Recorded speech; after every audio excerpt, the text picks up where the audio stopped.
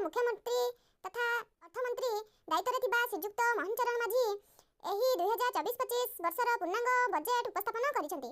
एही वर्ष बजेट रे केउं विभाग को केते टंकार व्यय बराद होईची एही वीडियो माध्यम रे आसंतु जानिबा। समस्तंकु मोर नमस्कार। मु पुष्प आपण मानंकु मोर YouTube चैनल पुष्पराणी ऑफिशियल को स्वागत जणाउची।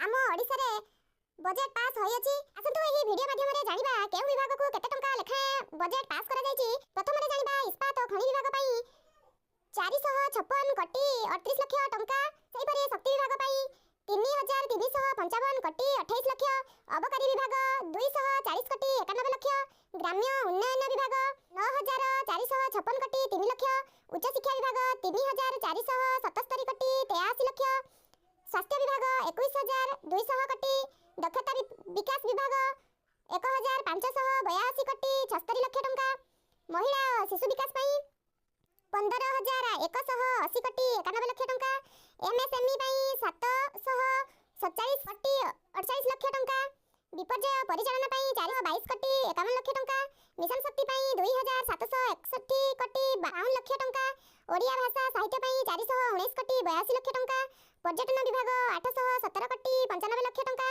हस्ततंत्र 262 कोटी 25 लाख टंका उपस्थापन करा जायछि। एहा थिला हमर ओडिसा बजेट केउं विभाग को केते टंका उपस्थापन करा जायछि बा अटकळ रखा जायछि। तापरे जानिबा ओडिसा बजेट रे मुख्य 12टी खबर विषय रे।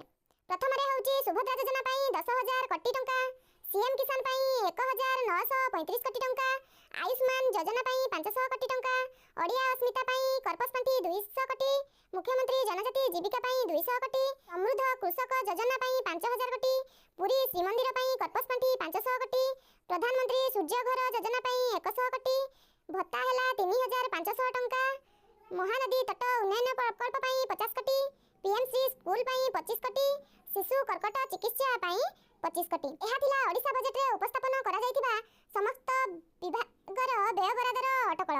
आपण माने एही वीडियो माध्यम रे ओडिसा बजेट विषय रे जानि पारि थिबे। आपण माननकु जदि मोर एही वीडियोटी भलो लागिथिबो ताले निश्चित भाबे लाइक करिवे एवं आपनकु एही वीडियोटी किपरि लागिला तार मतामत कमेंट बॉक्स रे जणाइबे एवं सब्सक्राइब करि नथिले सब्सक्राइब करि देबे।